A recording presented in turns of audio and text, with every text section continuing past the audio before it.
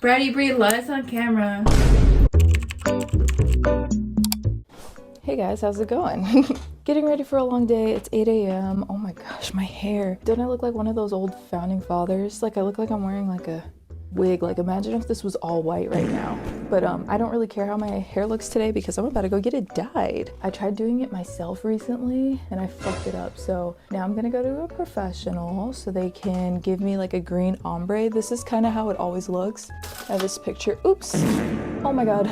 I probably should have just moved the camera towards this, but instead I decided to rip it off the wall. But this is how my hair usually looks. Like for years I would have my hair kind of half green, but last year I was going through some stuff and I dyed it all black again because I'm the type of person I feel like whatever I feel on the inside, I want my outside to reflect that. When my hair is dyed a color, it makes me feel what I feel on the inside, which is creative. So when I look in the mirror, I'm just like, there she is. That's who I know. That's the Brie I know. What about breakfast? We've already had it. We've had one, yes. What about second breakfast? Anyway, I'm gonna eat some breakfast. I got these strawberry cheesecake overnight oats. Let me show you guys what this looks like. So here are the oats, strawberry cheesecake overnight oats. It comes with a lot of stuff inside: rolled oats, quick oats, almond milk, agave, whey protein, I actually started meal prepping recently because last month I started weight training.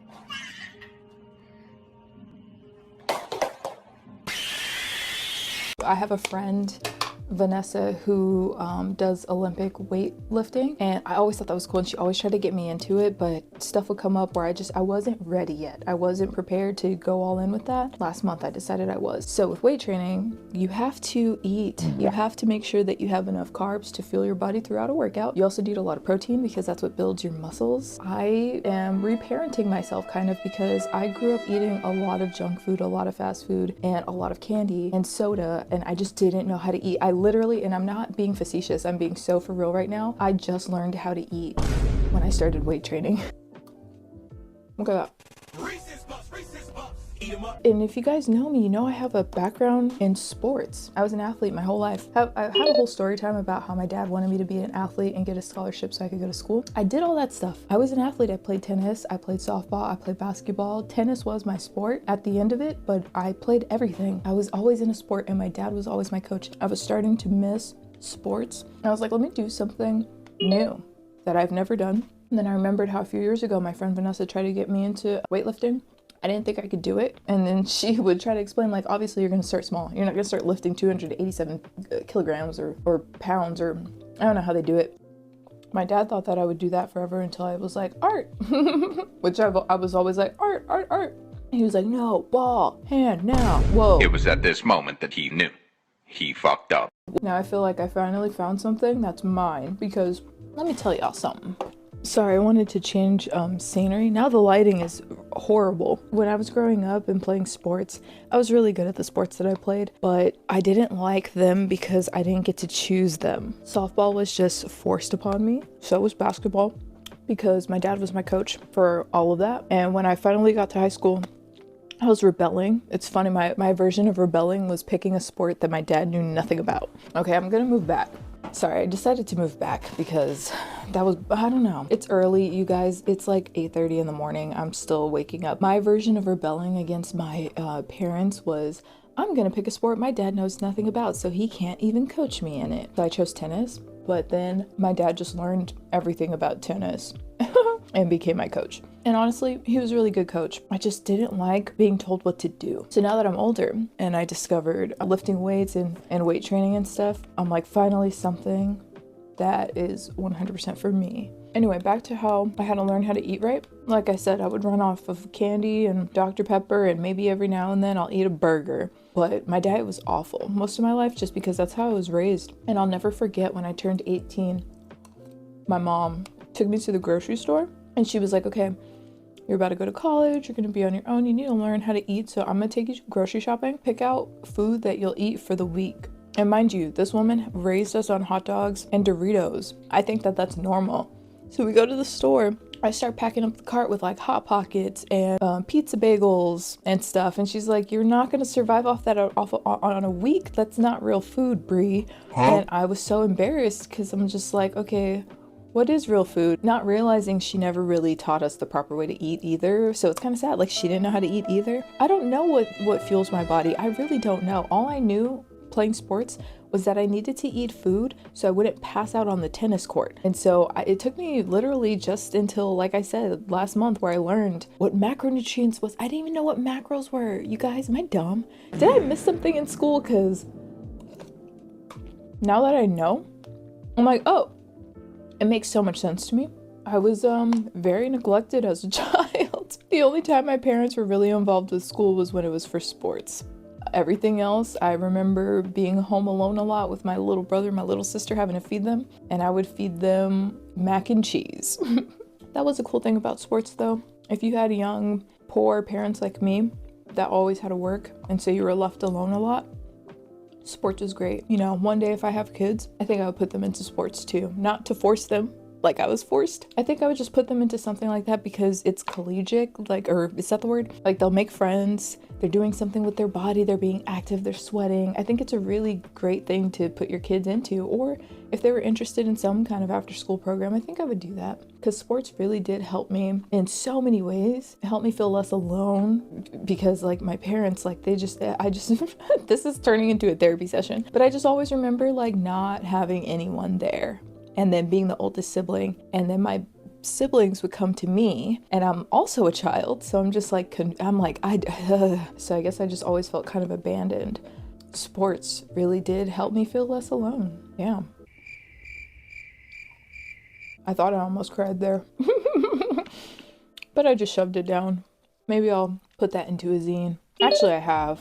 If you read You Kinda Suck #4, I talk about my parents in there, and yeah. Last scoop. It used to be so hard to eat stuff like this because of the texture. I'm autistic and have my favorite foods, but once I learned what I needed to eat to grow muscles, I was like, give me, I want it, I'll eat it. But it's kind of hard sometimes. I have to like force myself to eat all this. This is like so not me. Be proud of me that I'm eating 3 meals a day. This is insane, dude. That was really good. So I'm gonna clean this up right now, get dressed, and I'm gonna go get my hair dyed. Let's go.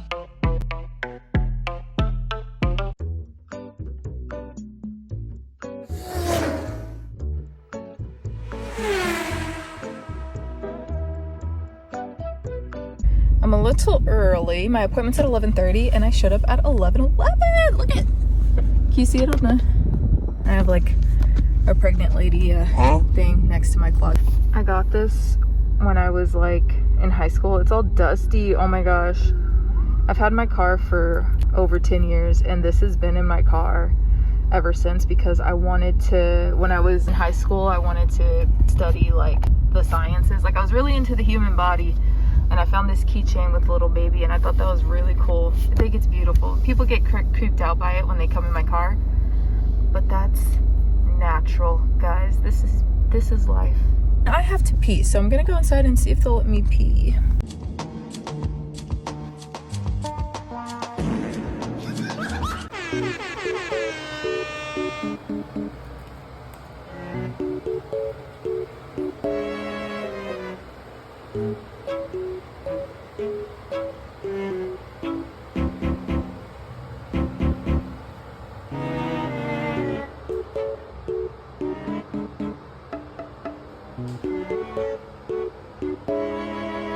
It's like this side is... It's thinner. Yeah, it could be stress. My hair be falling out sometimes. Yeah, I'm stressed. My hair thins out when I'm stressed out too. Can I pet that dog? No. Can I pet that dog? No, he's Can I pet that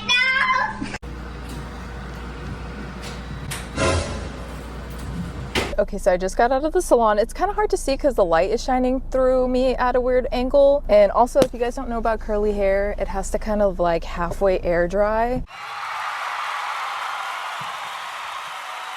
So my hair looks so wet right now, but it's not wet, it's just the product, it has to dry. But it looks so cute, right? So I put green on, or my hairdresser put green on the front like I like it, and it's underneath. You can't really see it right now because of the way that my hair is, and it's under my bangs too. It looks so cute. I kind of lost some of my eyebrow in there because when she was washing my hair, my makeup started to come off. That took way longer than I thought it would. I was in there, you guys saw, I went in at 11:11. It is now 4:30. 5-hour gig. She did a great job though. Look at that, look at how it's popping. So when my hair dries, I know that it's just gonna look so good when I put the oil in. But now my day is almost zapped. I expected to be out of there at 2:30 for some weird reason. I don't know why. I underestimated the time. For now, I'm starving. Now I think I'm gonna get In-N-Out because the shopping center where the In-N-Out is also, there's a Michael's. Oh, it melted. The mount, it melted right off of my thing. My ex-fling bought me that so I could put my camera up mounted like while I'm driving, and it freaking melted. He got me a cheap ass phone mount. But we just broke up in February on the full moon, which was the last full moon of winter. So I thought that was pretty transformative. I was like, that's actually really good for both of us because now we could spring into spring, fresh new people. I got some bleach on my sweater for when she bleached my hair. And I wish we could still be friends, but we cannot be friends because it was amicable in the way that I accept it fully. I 100% accept it. I don't regret any of our time together, but I also don't want to be with that person anymore.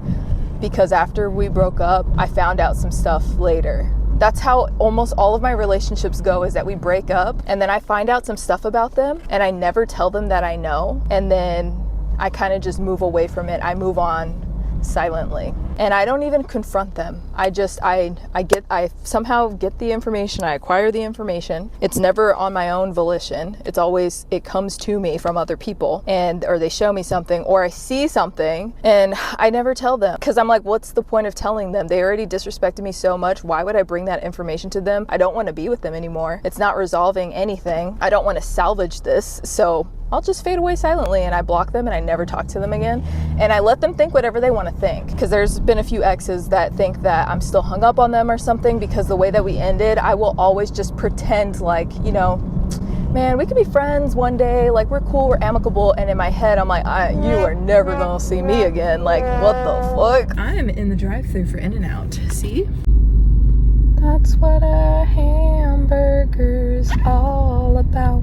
I'm low-key bummed because I had such a big day planned. That's such a problem with me, is that I overbook my day thinking I could tackle a lot and I really can't. The hair appointment really threw a wrench into what I wanted to do today because I wanted to have like 4 hours to pack orders and make shirts. And now the 4 hours was replaced with the hair appointment, which is my bad, but my hairdresser wasn't available over the weekend, and this is stuff that I would usually do on the weekends, not a weekday. So now I feel like I kind of have a forced day off, but I think when I get home after eating this, that I think I will pack a few orders because it makes me feel so much better getting orders out sooner than people expect. I know that that's just me putting pressure on myself when literally on my website it'll say, hey, I'm a small business, I run this all by myself, it takes me a week or two to complete orders.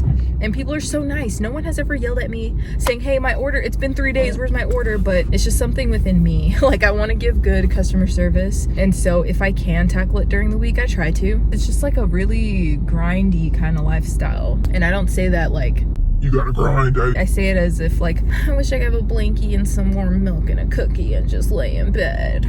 But my lifestyle kind of just, it doesn't call for that.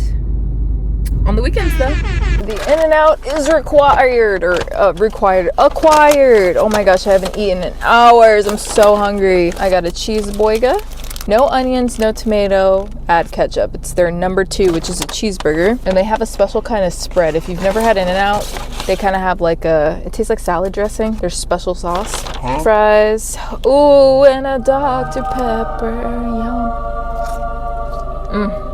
Thanks for letting me vent, guys. I try not to. There's 2 types of venting. There's people that vent about small business stuff and I think maybe they're just not built for it. And that is not a shade. It's just I think they go into it thinking I could make money in my sleep, and then they get quickly discouraged and then they complain and make it everybody else's problem that their business is not doing that well. I really don't like that. I don't want to be that person. I don't want to make it seem like I hate what I do, because I don't. It's just no matter what you do, even like freaking Beyonce is probably like, oh, today sucks. Today's hard, you know, but she's freaking Beyonce. It's just everybody has their days. And I think sometimes you just need to vent. And let me know if you can agree with that or you can relate to that in any way, because I don't have that many small business friends. I have a few, and I would really love to talk about these things because sometimes it's really frustrating, and I feel like not a lot of people can relate because they just don't do what I do. They just have a different job. So it's understandable that some people would just be like, oh, boo hoo. You have your own small business and you're a content creator. Boo fucking hoo. I gotta wake up and command SWAT. And then they gotta go into work and command SWAT. Oh my god. Oh my god.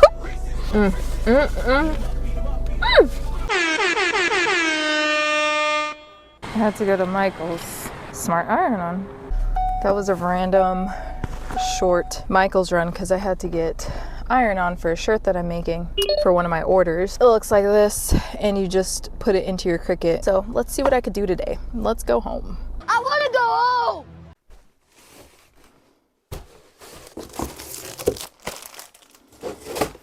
Not gonna lie, a little overwhelmed right now because, like I was saying earlier, I'm like, oh, I'm gonna go home and see what I can do. When I got home, the dye that I ordered to make certain shirts, I make these sun printed shirts, and you use this dye and put film over it and let the sun burn the image into the shirt. It's a really cool process. But the dye that I ordered, it came exploded also down the street. So someone was on their walk and they were nice enough to drop off the lost package to me, but I guess it fell off of the delivery truck. It exploded, so I can't make those shirts today. But I have a bunch of zines that came in the mail because I'm doing a collab with Mixam Print. Never heard of them until I came across their Instagram, and then somehow a collab came into fruition. And they said they would print about 200 zines for me that I'll show you guys. I randomly get pimples when I'm stressed, and I had a pimple forming here, so I put one of these pimple patches on. That happens to me all the time. I just get random stress pimples, and I think today's really throwing me off. Like, Mercury is really retrograding. Okay, so here is the zine that I made for my zine club this month. It's called Breeze Zine Essentials, and it's what I use, where I get it, and how you can get it too. And I usually, you guys know me, if you've been following me for a while, I don't just be doing collabs with just anybody because I don't want to sell you guys on bullshit. I want to make sure that it's actually good. And when a print place reached out to me, I was like, wait, that's actually very convenient because if they're good, I could recommend you guys places to print your zines. I'm always going to say print locally if you can, but I understand that sometimes print places can be quite expensive depending on if you print in color, how many pages you're going to print, what are the dimensions. There's all these things you have to take into consideration. So I am going to give you my honest review on Mixam right now, and I'm not being paid for this. We're collabing and we're gonna do a giveaway, but I just want you to know that this video is not sponsored or anything. This is gonna be my honest opinion. What I got out of this was that they print my zines for me. They covered the price of the zines to print them, and they were actually pretty cheap. So I got 150 copies. I think if I would have paid for it out of pocket, it would have cost me $200. Let's do the math. In my zine club, I make a new zine for my patrons every month, and a lot of work goes into it. Anyway, let's do the math. If I would have paid for it myself, so it cost about $1.50 per copy. Wow. So if you have the money up front to pay a couple $100s, that's great. It does depend on how many pages and if you want to print in color. I chose to go with, I think this is 16 pages and it's all in color. And oh my God, that's actually really, really good. And that would help me bring the prices of my zines down too. If I could have like a couple $100s for all the zines that I have, because I print everything from home, guys. It takes forever. And I tried looking into printing locally and it was very expensive to do. This is actually pretty good. And you guys, it's gonna vary. Like I said, it's going to vary depending on what you want to print, but this is what I printed. Let me show you. Here is my master copy. This is the one that I made by hand. So the original zine that you make is called the master copy because you don't want to give this away. This is your master copy. This is like the key. You want to keep this so you can make copies. And as you can see, I make all of my zines by hand. A lot of mistakes and stuff. I just cover up with stickers, highlighter. You could see like I use some whiteout. And let's compare the copies. These are from Mixam. I already love how opaque the black is because if you could look at how mine is printed, it doesn't get that dark. So that's pretty good. You have to print from home and it looks like this. Don't feel bad, because that's what I do literally all the time, because I don't have a couple $100s to just spend on all the zines that I make. For my zine club, definitely I can invest in that. I think I'm going to. I put a lot of energy into making the master copy and I make all the copies, but this is pretty good and it's shiny. Look at that. The colors are great. Look at that. It's a close match, if not even better, just because it's printed on glossy paper. So I think that's the difference, right? So this is pretty good printout. It's not as opaque as this, but the gloss definitely makes it pop. Let's go to the centerfold. Let's see how it printed. Oh yeah.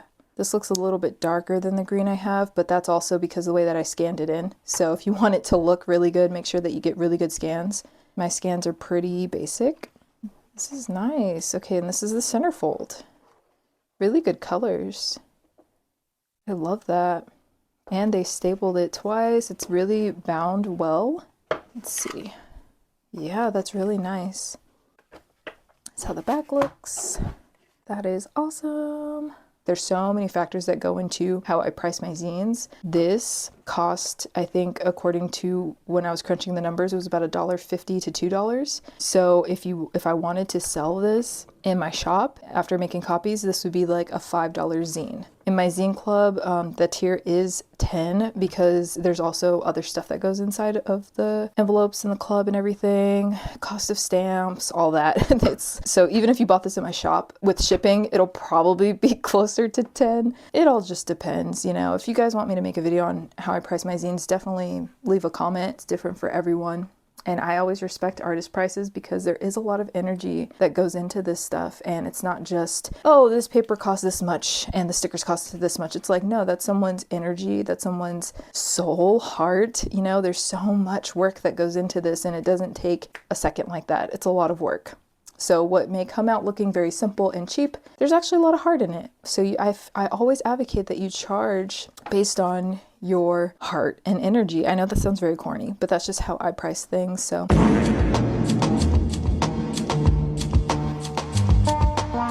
part of my contract with Mixam, it's like a social media agreement thingy, but they did give me a discount code to share with my followers. So when I link it, there'll be a code, but like I said, I don't get paid for it. I don't know why I agreed to that. I should have gotten some kind of affiliate link or something, but I just didn't think of it. And, you know, sometimes I get overwhelmed with emails and work and stuff that I'm just like, yeah, sure.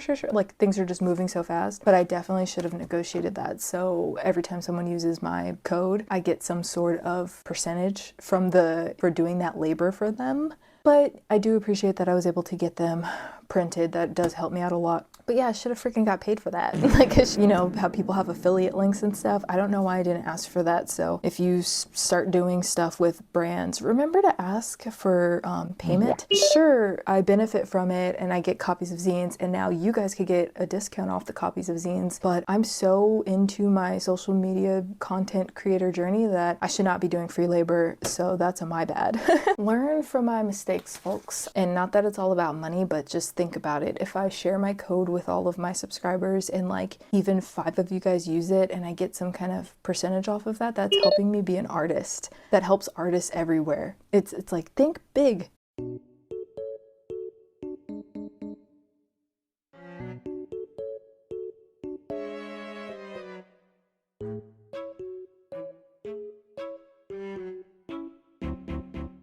Okay, I'm not gonna lie. Overwhelmed still. I finished the envelopes. There's a little stack there and I'm like irritated. I think the hair appointment really threw me off. I was not expecting it to take that long and now I'm just tired. Like my energy is zapped. I wanted to show you guys the shirt that I was supposed to make today for an order. I have my own version that I keep for myself, but I'll show you guys. This is the one I keep for myself. It says Baja Blast powered zine machine and it's tie-dyed and it's like Baja Blast color. It's like the color is actually called Crystal Jade because who sells dye color called Baja Blast? Like I think that's like a trademark thing too. Maybe this is too. I don't know. I don't be knowing, I just be doing. And one of my mutuals, their name is Mayra, and they have a podcast called LNGRMSTAPLR that I was on, and it came out today, so I will link that too so you guys could listen to it. It's a podcast all about zines. You didn't even know that you needed that in your life, but now you do. So now you gotta listen to it. Mayra ordered one of these shirts, and so I have to make one for them. I'm so excited. I sell these in my shop if anybody wanted one. I'm being so negative right now, guys. I'm complaining so much. I also remembered that I didn't do my taxes, so. And the deadline passed, so I have to figure that out too. If you have a voodoo doll of me and you're like bonking it upside the head and just making it have a really bad day, congrats.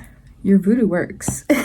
When things don't go according to plan, I freak out just a tad bit. That's the neurodivergence in me. It's adapting to change takes a little bit of time, so I'm just gonna stop talking and have a better day and start over tomorrow. Tomorrow I plan on making the shirts that I didn't get to make, the Sunprint shirt, the Baja Blast shirt. I also have a Zine Machine shirt. Oh, I didn't show you guys that. Pretty rad.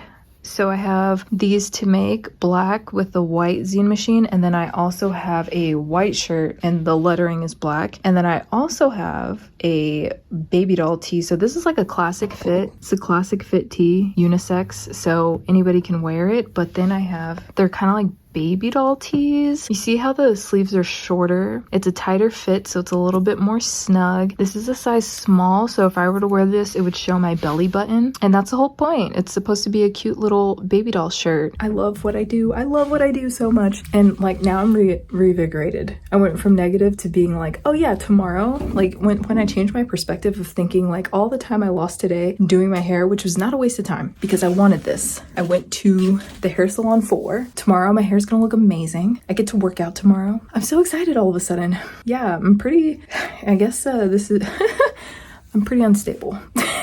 Reese's Puffs. Eat 'em up, beat 'em up, beat 'em up, beat 'em up. Reese's. Chicken with peanut sauce, broccoli, brown rice, carrot. And this is... Huh?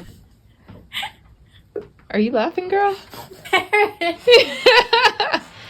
Carrot. She just called me weird. I did. And if y'all were here, y'all would think so too.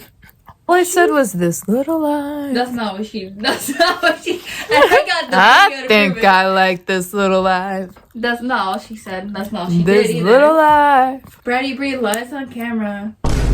Oh, my baby sister. That's my baby sister. And how old is she? And how old is your baby sister? 21. Bye. Peace out. Yeah. What did Issa Rae do? She was What does she do? I think she was like, I don't know, whatever it was, it looked cool.